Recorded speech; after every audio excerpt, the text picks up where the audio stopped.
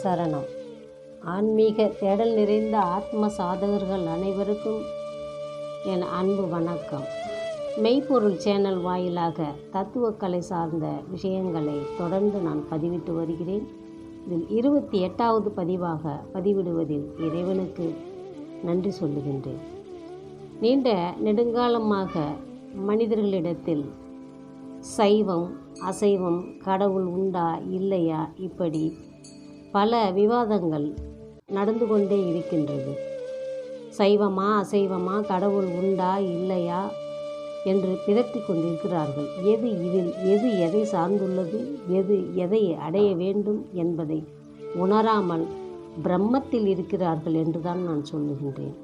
இதனை புரிந்து கொள்ள வேண்டுமானால் பிரம்ம பிரயத்தனம் என்பார்களே, அதுபோல பிரம்மையாய் புரியாமல் இருப்பதை பிரயத்தனம் எடுத்து புரிந்து கொள்ள முயல்வதுதான் மனித உடல் எடுத்த ஒவ்வொருவரின் சுய கடமையாகும். இறைவன் உண்டா இல்லையா என்பது, சைவமா அசைவமா என்பது போன்ற விஷயங்கள் குழப்பம்தான். இங்கு அசைவம் இல்லாமல் சைவம் இல்லை, அசைவம் இல்லாமல் சைவத்தை பெற முடியாது, அசைவம் இல்லாமல் சைவத்தை அடைய முடியாது என்பதை நாம் உணர வேண்டும். எப்படி பாலிற்குள் நெய் உள்ளதோ, தேனிற்குள் சுவை உள்ளதோ, மலரிற்குள் மனம் உள்ளதோ, மனிதனுக்குள் மனம், அறிவு, ஞானம் உள்ளதோ, உடலிற்குள் உயிர் உள்ளதோ, அப்படித்தான் இறைவன் என்பதும் நமக்குள் இருக்கின்றது என்பதை உணர வேண்டும். அசைவமாகிய இந்த உடலிற்குள் தான் சைவமாகிய உயிர் இருக்கிறது என்பதை நாம் உணர வேண்டும். இந்த ஞான செய்தியை பெறுவதற்கே மனித பிறவியாக நாம் பிரயத்தனப்பட வேண்டும். இதை உணர்ந்து கொள்ள வேண்டும். இந்த மேற்சொன்ன விஷயங்களை எப்படி யாராலும் மறுக்க இயலாதோ, அதுபோலத்தான் உடலுக்குள் உயிர் இருப்பதையும் உயிருக்குள் இறைவன் இருப்பதையும் அறிந்து கொள்ள வேண்டும். இதனை உணர்ந்தவர்களால் மட்டுமே மறுக்க முடியாது என்பதை புரிந்து கொள்ள வேண்டும். ஆன்மீக தேடல் என்பதை இதுவாகத்தான் இருக்க வேண்டும். பூமியில் வாழுகின்ற நம் உடல் எப்படி பூமியோடு தொடர்புடையதோ, அதுபோல நம் உடலில் வாழுகின்ற ஆன்மா பிரபஞ்சத்தோடு தொடர்புடையது. உடல் நாம் இறந்த பிறகு பூமிக்குள் ஐக்கியப்படுவதைப் போல நம் உடலுக்குள் இருக்கும் ஆன்மா பிரபஞ்சத்திற்குள் ஐக்கியமாகிவிடும். பிரபஞ்சத்தில் ஐக்கியப்படும் ஆன்மாவால் மட்டும்தான் இறைவனுக்குள் ஐக்கியப்பட முடியும்.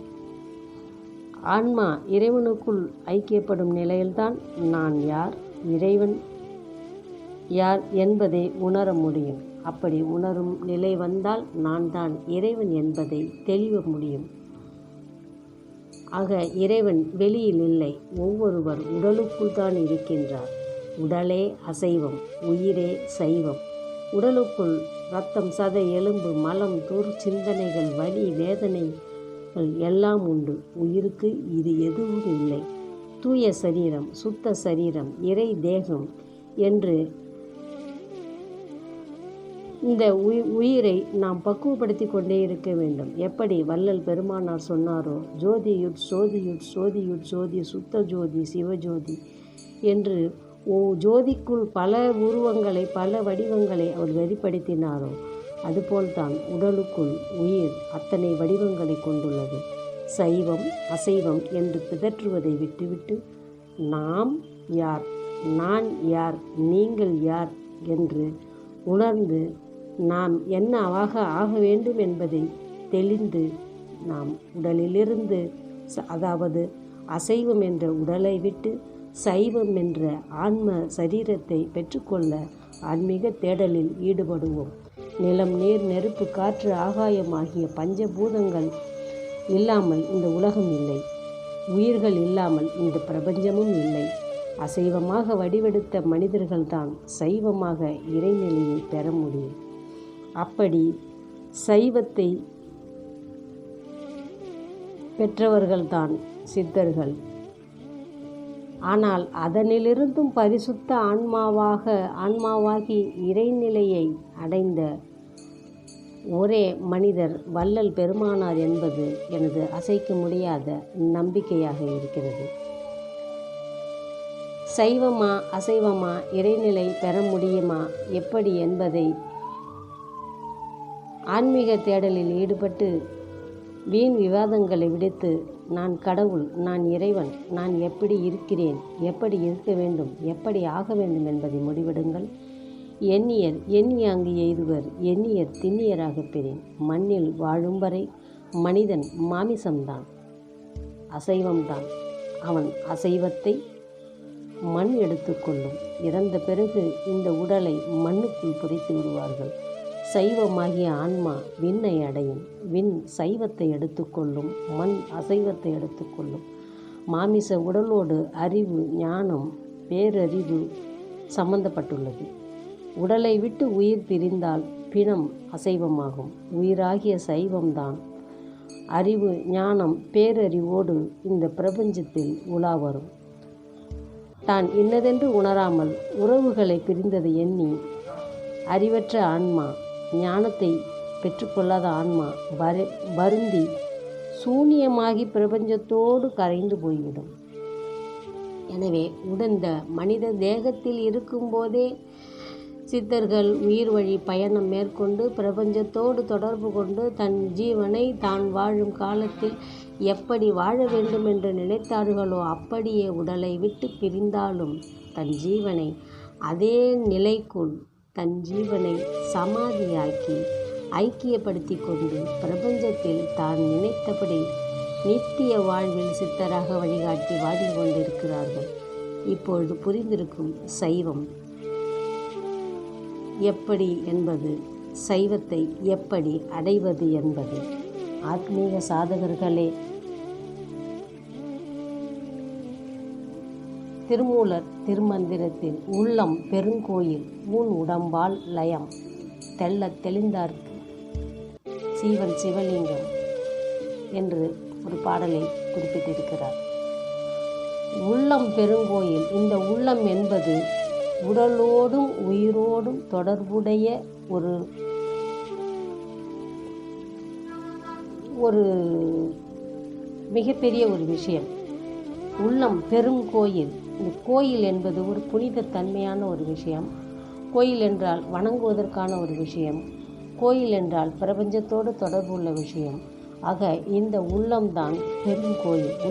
உள்ளத்தால் மட்டுமே கோவில் என்ற தன்மையை பெற்றுக்கொள்ள வேண்டும். உள்ளம் பெரும் கோயில் ஊன் உடம்பால் லயம். இந்த உடம்பு இருக்கிறதே, இந்த அசைவமாகிய உடல் இருக்கிறதே, இந்த ஊன் என்ற அசைவம் இருக்கிறதே, ஊன் உடம்பால் தான் லயமாக முடியும், ஐக்கியமாக முடியும், ஒன்றி போக முடியும்.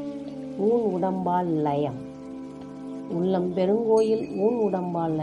ஊன் உடம்பு ஆலயம் இல்லை, ஊன் உடம்பால் லயம். இதனை தெளிந்தவருக்குத்தான் சீவன் சிவலிங்கம். சீவன் என்பது உன்னுடைய உயிர், ஆன்மா, அதுதான் சிவலிங்கம். வள்ளல் பிரானார்க்கு வாய்க்கோபுர வாசல்.